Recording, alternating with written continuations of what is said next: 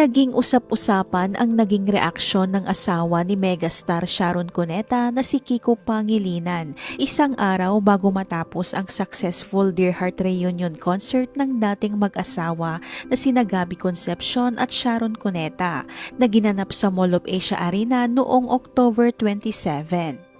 Matapos nga ang concert ay marami ang naintriga sa isang social media post ni Kiko. Talaga namang kasing hindi pa rin nawawala ang solid chemistry ng dating mag-asawa at love team na sina Sharon at Gabby. Kaya naman napuno nila ang MOA Arena ng hiyawan at tilian. Marami ang naging pasabog na kilig moments at good vibes na hinding-hindi malilimutan ng mga fans.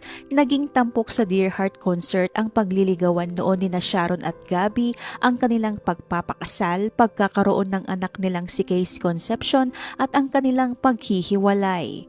Hindi lang din kilig at tilian ang naging hatid ng concert kundi iyakan din. Naging emotional ang mga viewers dahil sa pagsasama ng kanilang pamilya sa entablado. Lalo na nang umakyat si Casey at kumanta sila ni megastar. Marami ang naantig sa eksena ni na Sharon at Casey dahil natuldukan na ang anumang naging tampuhan ng mag-ina. Ayon kay Casey, sa isang vlog noong bata pa siya ay hinihiling niya parati kay Santa Claus na magkabalikan ang kanyang mga magulang. They split up when I was a toddler. I would ask Santa Claus to, hopefully bring back them together because I so wanted to have a complete family and I knew they love each other. But it never worked out, and that's okay.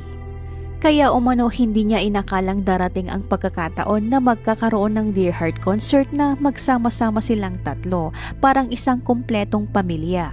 Matapos nga ang concert ay hindi naman naiwasan ng netizens na maintriga kung ano ang nararamdaman ng asawa ni megastar Sharon Cuneta na si Kiko Pangilinan sa naging concert.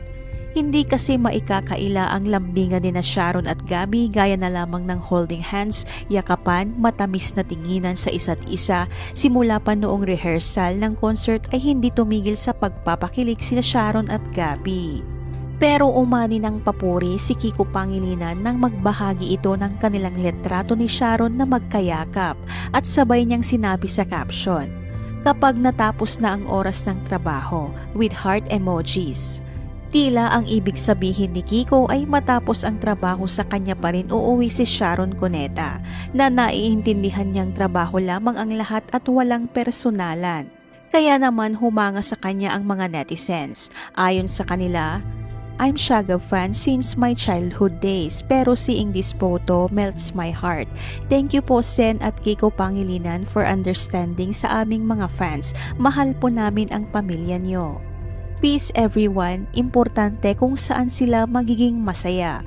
Bumalik na lang sa reality, may kanya-kanya na sila pamilya Sharon at Gab kahit fanatic ako sa kanila.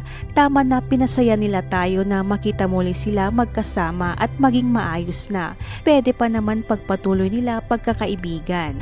Sa ngayon ay happy sina Gabby at Sharon sa kanilang pamilya at maganda ang kanilang working relationship.